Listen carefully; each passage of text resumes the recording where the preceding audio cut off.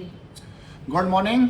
आज की वीडियो कुछ अलग हटकर है और आज की वीडियो में हम आपको आगाह कराएंगे कि हमारे देश में जो कुछ चल रहा है या चलता है उसको हमें बारीकी से देखना चाहिए और उस पर अपनी प्रतिक्रिया भी देनी चाहिए। एक जागरूक नागरिक होने के नाते हम सभी का ये कर्तव्य बनता है कि देश की अखंडता, एकता, सहभागिता और सद्भावना को कोई ठेस नहीं पहुँचे।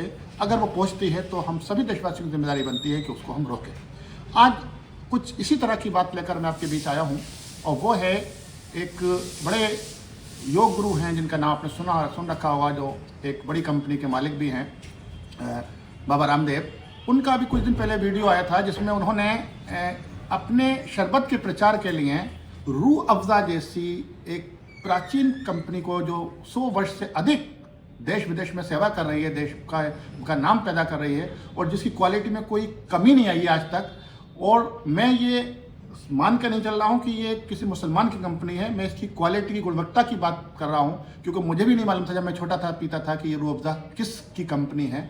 और अनगिनत करोड़ों लोग ऐसे हैं देशवासी जो दूसरे धर्मों के होते हुए उनको भी सिर्फ इसकी क्वालिटी पर, इसकी गुणवत्ता के आधार पर रूह अफ़ज़ा को पसंद करते हैं। और ये एक ऐसा पेय पदार्थ है जो ढाबों से लेकर 5 स्टार होटल तक जिसकी पहचान है। क्यों? क्योंकि इसकी क्वालिटी के कारण, ना कि इसकी कौन बना रहा है, कैसा बनना है, इसके कारण। तो उनका जो वीडियो वायरल हुआ था कि वो अपने शरबत का प्रचार करने में, क्योंकि उन्होंने देखा कि फैशन से चल गया है कि धर्म पर बात कीजिए, धर्म का विशेषकर इस्लाम धर्म को बदनाम करने के हथियार के रूप में जो लोग अपनाते हैं, तो उसको हमें रोकना होगा और ये हम सबकी जिम्मेदारी है। अब इस हद तक हम गिर जाएंगे इसकी हमें पता नहीं था, इसीलिए ये बात कह रहा हूँ कि रूह अफ़ज़ा जैसी क्वालिटी वाले हम पे पदार्थ को धर्म से जोड़ रहे हैं, जिहाद से जोड़ रहे हैं। जिहाद का जिसके लगता है उनका अर्थ भी नहीं पता, जिहाद किसको कहते हैं, वो जोड़ देते हैं जिहाद को धार्मिक एक नकारात्मकता के लिए, लेकिन वो बात नहीं है। दूसरा उन्होंने एक आरोप लगाया था उसमें कि ये पैसे, इस पैसे से मस्जिद और मदरसे बनते हैं। उनको शायद पता नहीं है, इतने बड़े गुरु होने के बाद भी, कि इस्लाम धर्म में एक कंसेप्ट होता है ज़कात का, और ज़कात होती है मात्र 2.5% अपनी कमाई पर, जिस पर साल गुजर का होता है। और 2.5% वो पैसा आप मस्जिद में नहीं लगा सकते, आप जन सेवा में लगा सकते हैं, जन कल्याण के लिए लगा सकते हैं। और जहाँ तक रूह अफ़ज़ा का सवाल है, तो मैं सलाम करता हूँ अजीत अंजुम सर को, जो इतने बड़े पत्रकार होते हुए उन्होंने, जब उनको भी ये बात हजम नहीं हुई और वो सीधे पहुँच गए रूह अफ़ज़ा के प्लांट में और वहाँ जाकर उन्होंने इसकी पूरी पड़ताल की, विश्लेषण किया और अपनी आंखों से देखा कि क्या चल रहा है। क्योंकि उनको ये बताया गया कि वहाँ हिंदू होते ही नहीं है, सब मुसलमानों का ये पूरा कारोबार है, मुसलमान ही इसमें पूरी तरह से आगे ले जा रहे हैं और कोई कुछ नहीं हो रहा है। तो उन्होंने जब वहाँ देखा तो वो भी अचंभित रह गए, क्योंकि वहाँ के जो प्लांट हेड थे, जो पूरे ऑपरेशन चीफ थे, वो कोई और नहीं, वो शैलेश तिवारी जी हैं, जो इसका पूरा प्लांट चलाते हैं, जो 11 वर्ष से अधिक से उस पर काम कर रहे हैं यहाँ पर हमदर्द दवाखाने में। इसके साथ साथ संजीव त्रिपाठी हैं, जो क्वालिटी चेक करते हैं, क्वालिटी मैनेजर हैं। और तीसरे हैं सचिन पुंधीर, जो लेबोरेटरी लैब के इंचार्ज हैं। यानी कि 3 बड़े जो पदों पर आसीन हैं रूह अफ़ज़ा प्लांट में, और तीनों ही इत्तेफाक कह लीजिए या ये कह लीजिए कि वहाँ पर एक एकता की बात की जाती है। और वहाँ पर तीनों ही इत्तेफाक से नहीं बल्कि क्वालिटी के आधार पर, अच्छे लोगों को सेलेक्ट करने के आधार पर तीनों ही गैर मुस्लिम हैं, यानी कि हिंदू हैं। ये मुझे लफ्ज़ बोलने में भी हिचकिचाहट होता है कि मैं धर्म के आधार पर इन चीज़ों पर बात नहीं करना चाहता, लेकिन मजबूर किया है ये उस वीडियो ने, जिससे नकारात्मकता फैलाई है। हमारे देश में पता नहीं क्या हो गया, कुछ लोगों को हर चीज़ में इस्लाम कहीं पर जो है जिहाद ले आते हैं, जिसका उनको अर्थ भी नहीं पता क्या होता है क्या नहीं। और हमारी जनता भी, भोली भाली जनता कभी कभी उस बात में आ जाती है, लेकिन इस मामले में नहीं आई, क्योंकि ये खुद अजीत अंजुम जी ने बताया कि मैं बचपन से पी रहा हूँ रूह अफ़ज़ा, और हमारे यहाँ कथाओं में, हमारे यहाँ जागरण में गर्मियों में रूह अफ़ज़ा जो है सर्व की जाती है। और ये बात सही है, बोले कभी हमने नहीं सोचा, अभी भी नहीं सोच रहे हैं।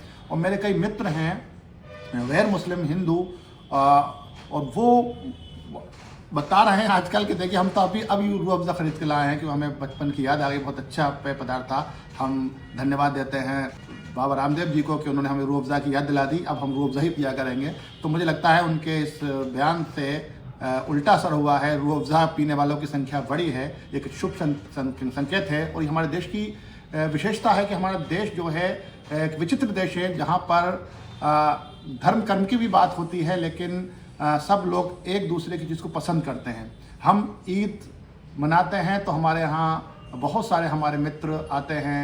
यादव आते हैं, गुप्ता जी आते हैं, त्रिपाठी जी आते हैं, शर्मा जी आते हैं, खंडेलवाल जी आते हैं, वार्ष्णेय जी आते हैं। और जब होती है दीपावली या होली तो हम उनके यहाँ जाते हैं और हम बड़ा पसंद करते हैं गुजिया, मिठाई, पापड़ और तरह तरह के पकवानों को, पूरी कचौड़ी को और वो हमारी सेवई को। तो ये मिली जुली संस्कृति है देश की, उसको बनाए रखने दें। और कम से कम आपको बिजनेस करना है तो अपना बिजनेस कीजिए, लेकिन अल्लाह के लिए, भगवान के लिए आप इस शब्दों का, नकारात्मक शब्दों का प्रयोग नहीं करें, क्योंकि ये जनता अब पसंद नहीं करती है। विशेषकर मैं आह्वान करता हूँ देश की युवा पीढ़ी को कि वो व्यापकता में सोचती है और हर चीज़ को क्वालिटी से नापती है, ना कि धर्म, जाति, क्षेत्रवाद के आधार पर। तो हम सबका ये दायित्व बनता है जहाँ कहीं भी हम ऐसी कोई बात देखें उसको हम पुरजोर तरीके से विरोध करें। जो बात गलत हो रही है देश में और जो सही बात हो रही है उसको हम समर्थन करें, उसको आगे बढ़ाएं। क्योंकि जो रूह अफ़ज़ा 1906 में एक कंपनी बनी थी, एक हमदर्द नाम की, और 1907 में रूह अफ़ज़ा का प्रोडक्ट आया था। और वो आज तक, इसकी विशेषता ये है कि आज तक उसका रंग, उसका स्वाद, उसकी ठंडक आज तक बरकरार है, उसमें कोई बदलाव नहीं आया है। यही कारण है कि ये आज भी बहुत ही पॉपुलर है और आज भी अपना आगे कोई सानी नहीं रखती। और मैं कहना चाहता हूँ फिर दोबारा रामदेव जी से कि बाबा जी, आप योग की अच्छी शिक्षा देते हैं वो दीजिए। और आपका जो बिजनेस है बहुत बड़ा है, हमदर्द से तो बहुत बड़ी आपकी बिजनेस है। आपका मैं समझता हूँ 45 लाख करोड़ का बिजनेस पहुँच चुका है। और उसके बावजूद भी कभी कभी आप पे, आपकी कंपनी पे भी आक्षेप लगते रहते हैं, मिलावटी सैंपल आपके भी फेल हो जाते हैं। लेकिन रूह अफ़ज़ा के बारे में ऐसा अभी तक नहीं हुआ है। तो इसलिए हमें ऐसा कोई बात नहीं बोलनी चाहिए जिसका हम पर ही गलत प्रभाव पड़े। तो आइंदा भी हम सब लोग मिलजुल कर रहते हैं, रहेंगे, देश को आगे बढ़ाएंगे। आइए हम प्रण करते हैं, हम ये वादा करते हैं कि हम सब लोग एक हैं, एक थे, एक रहेंगे। जय हिंद।